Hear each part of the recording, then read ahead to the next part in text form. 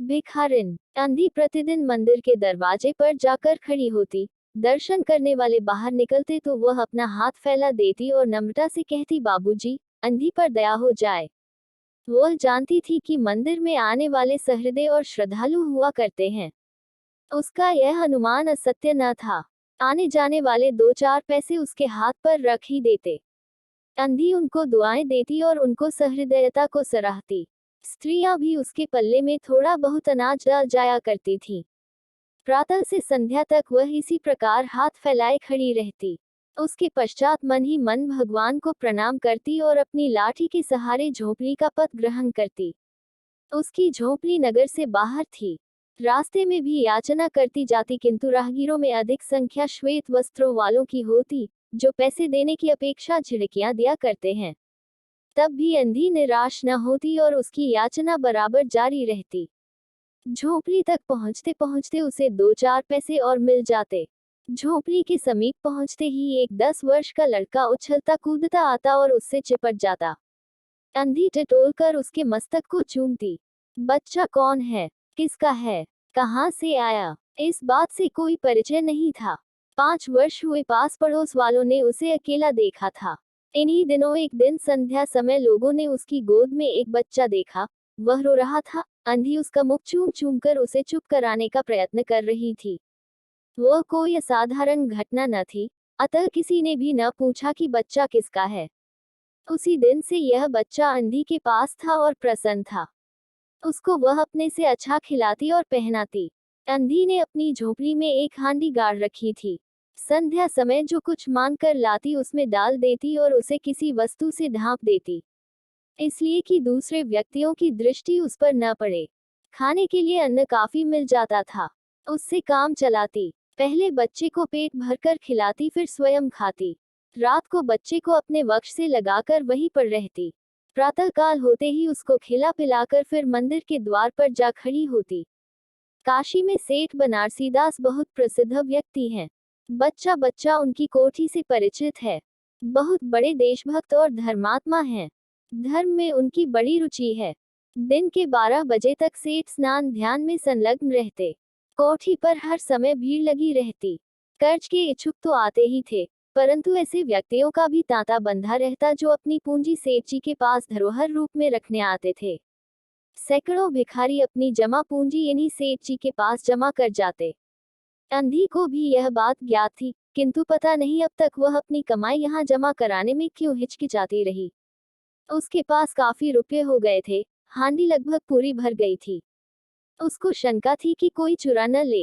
एक दिन संध्या समय अंधी ने वह हांडी उखाड़ी और अपने फटे हुए आंचल में छिपाकर सेठ जी की कोठी पर पहुंची। सेठ जी बही खाते के पृष्ठ उलट रहे थे। उन्होंने पूछा, क्या है बुढ़िया। अंधी ने हांडी उनके आगे सरका दी और डरते डरते कहा, सेठ जी, इसे अपने पास जमा कर लो। मैं अंधी अपाहिज कहाँ रखती फिरूंगी।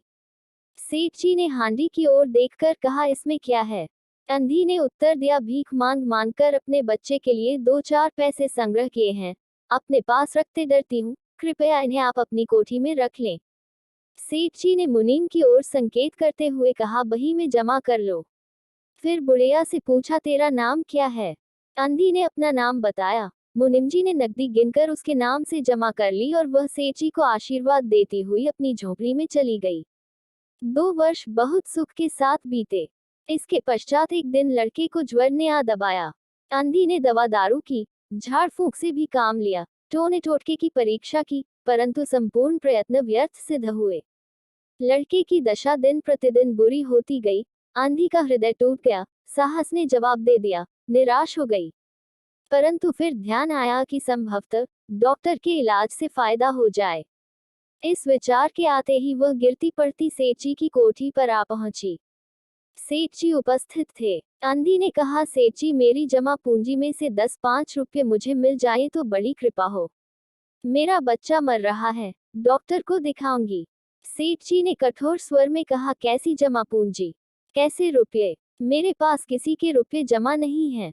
अंधी ने रोते हुए उत्तर दिया, 2 वर्ष हुए मैं आपके पास धरोहर रख गई थी, दे दीजिए, बड़ी दया होगी। सेठ जी ने मुनीम की ओर रहस्यमयी दृष्टि से देखते हुए कहा, मुनीम जी, जरा देखना तो, इसके नाम की कोई पूंजी जमा है क्या। तेरा नाम क्या है री? अंधी की जान में जान आई, आशा बंधी। पहला उत्तर सुनकर उसने सोचा कि सेठ बेईमान है, किंतु अब सोचने लगी संभवत उसे ध्यान न रहा होगा। ऐसा धर्मी व्यक्ति भी भला कहीं झूठ बोल सकता है। उसने अपना नाम बता दिया। उलट पलट कर देखा, फिर कहा नहीं तो, इस नाम पर एक पाई भी जमा नहीं है। आंधी वहीं जमी बैठी रही। उसने रो रो कर कहा, सेठ जी, परमात्मा के नाम पर, धर्म के नाम पर कुछ दे दीजिए। मेरा बच्चा जी जाएगा। मैं जीवन भर आपके गुण गाऊंगी। परंतु पत्थर में जोंक न लगी। सेठ जी ने क्रोधा होकर उत्तर दिया, जाती है या नौकर को बुलाऊं? आंधी लाठी टेक कर खड़ी हो गई और सेठ जी की ओर मुंह करके बोली, अच्छा भगवान तुम्हें बहुत दे। और अपनी झोपड़ी की ओर चल दी। यह आशीष न था बल्कि एक दुखी का शाप था। बच्चे की दशा बिगड़ती गई। दवा दारू हुई ही नहीं, फायदा क्यों कर होता। एक दिन उसकी अवस्था चिंताजनक हो गई। प्राणों के लाले पड़ गए। उसके जीवन से अंधी भी निराश हो गई। सेठ जी पर रह रहकर उसे क्रोध आता था। इतना धनी व्यक्ति है, 2-4 रुपए दे देता तो क्या चला जाता, और फिर मैं उससे कुछ दान नहीं मांग रही थी, अपने ही रुपए मांगने गई थी। सेठ जी से घृणा हो गई। बैठे बैठे उसको कुछ ध्यान आया। उसने बच्चे को अपनी गोद में उठा लिया और ठोकरें खाती, गिरती पड़ती, सेठ जी के पास पहुंची और उनके द्वार पर धरना देकर बैठ गई।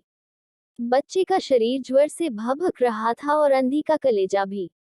एक नौकर किसी काम से बाहर आया। अंधी को बैठा देखकर उसने सेठ जी को सूचना दी। सेठ जी ने आज्ञा दी कि उसे भगा दो। नौकर ने अंधी से चले जाने को कहा, किंतु वह उस स्थान से न हिली। मारने का भय दिखाया, पर वह टस से मस न हुई। उसने फिर अंदर जाकर कहा कि वह नहीं टलती। सेठ जी स्वयं बाहर पधारे। देखते ही पहचान गए। बच्चे को देखकर उन्हें बहुत आश्चर्य हुआ कि उसकी शक्ल सूरत उनके मोहन से बहुत मिलती जुलती है। 7 वर्ष हुए तब मोहन किसी मेले में खो गया था। उसकी बहुत खोज की, पर उसका कोई पता न मिला। उन्हें स्मरण हो आया कि मोहन की जांघ पर एक लाल रंग का चिन्ह था। इस विचार के आते ही उन्होंने अंधी की गोद के बच्चे की जांघ देखी। चिन्ह अवश्य था, परंतु पहले से कुछ बड़ा। उनको विश्वास हो गया कि बच्चा उन्हीं का है। तुरंत उसको छीनकर अपने कलेजे से चिपटा लिया। शरीर ज्वर से तप रहा था। नौकर को डॉक्टर लाने के लिए भेजा और स्वयं मकान के अंदर चल दिए। अंधी खड़ी हो गई और चिल्लाने लगी, मेरे बच्चे को न ले जाओ, मेरे रुपए तो हजम कर गए, अब क्या मेरा बच्चा भी मुझसे छीनोगे? सेठ जी बहुत चिंतित हुए और कहा, बच्चा मेरा है, यही एक बच्चा है, 7 वर्ष पूर्व कहीं खो गया था, अब मिला है, सो इसे कहीं नहीं जाने दूंगा और लाख यत्न करके भी इसके प्राण बचाऊंगा। आंधी ने एक जोर का ठहाका लगाया, तुम्हारा बच्चा है, इसलिए लाख यत्न करके भी उसे बचाओगे? मेरा बच्चा होता तो उसे मर जाने देते, क्यों? ये भी कोई न्याय है? इतने दिनों तक खून पसीना एक करके उसको पाला है, मैं उसको अपने हाथ से नहीं जाने दूंगी। सेठ जी की अजीब दशा थी। कुछ करते धरते बन नहीं पड़ता था। कुछ देर वहीं मौन खड़े रहे, फिर मकान के अंदर चले गए। अंधी कुछ समय तक खड़ी रोती रही, फिर वह भी अपनी झोपड़ी की ओर चल दी। दूसरे दिन प्रातःकाल प्रभु की कृपा हुई या दवा ने जादू का सा प्रभाव दिखाया। मोहन का ज्वर उतर गया। होश आने पर उसने आंख खोली तो सर्वप्रथम शब्द उसकी जबान से निकला, माँ। चहोर अपरिचित शक्लें देखकर उसने अपने नेत्र फिर बंद कर लिए। उस समय से उसका ज्वर फिर अधिक होना आरंभ हो गया। माँ माँ की रट लगी हुई थी। डॉक्टरों ने जवाब दे दिया। सेठ जी के हाथ पांव फूल गए। चहोर अंधेरा दिखाई पड़ने लगा। क्या करूं, एक ही बच्चा है, इतने दिनों बाद मिला भी तो मृत्यु उसको अपने चंगुल में दबा रही है, इसे कैसे बचाऊं? सहसा उनको अंधी का ध्यान आया। पत्नी को बाहर भेजा कि देखो कहीं वह अब तक द्वार पर न बैठी हो, परंतु वह वहां कहाँ। सेठ जी ने फिटन तैयार कराए और बस्ती से बाहर उसकी झोपड़ी पर पहुंचे। झोपड़ी बिना द्वार के थी। अंदर गए, देखा अंधी एक फटे पुराने टाट पर पड़ी है और उसके नेत्रों से अश्रुधर बह रही है। सेठ जी ने धीरे से उसको हिलाया। उसका शरीर भी अग्नि की भांति तप रहा था। सेठ जी ने कहा, बुढ़िया, तेरा बच्चा मर रहा है। डॉक्टर निराश हो गए। रह रहकर वह तुझे पुकारता है, अब तू ही उसके प्राण बचा सकती है। चल और मेरे नहीं नहीं अपने बच्चे की जान बचा ले। अंधी ने उत्तर दिया, मरता है तो मरने दो, मैं भी मर रही हूँ। हम दोनों स्वर्ग लोक में फिर माँ बेटे की तरह मिल जाएंगे। इस लोक में सुख नहीं है, वहाँ मेरा बच्चा सुख में रहेगा। मैं वहाँ उसकी सुचारू रूप से सेवा शुश्रूषा करूंगी। सेठ जी रो दिए। आज तक उन्होंने किसी के सामने सिर न झुकाया था, किंतु इस समय अंधी के पांवों पर गिर पड़े और रो रो कर कहा, ममता की लाज रख लो, आखिर तुम भी उसकी माँ हो। चलो, तुम्हारे जाने से वह बच जाएगा। ममता शब्द ने अंधी को विकल कर दिया। उसने तुरंत कहा, अच्छा चलो। सेठ जी सहारा देकर उसे बाहर लाए और फिटन पर बिठा दिया। फिटन घर की ओर दौड़ने लगी। उस समय सेठ जी और अंधी भिखारिन दोनों की एक ही दशा थी। दोनों की यही इच्छा थी कि शीघ्र से शीघ्र अपने बच्चे के पास पहुंच जाएं।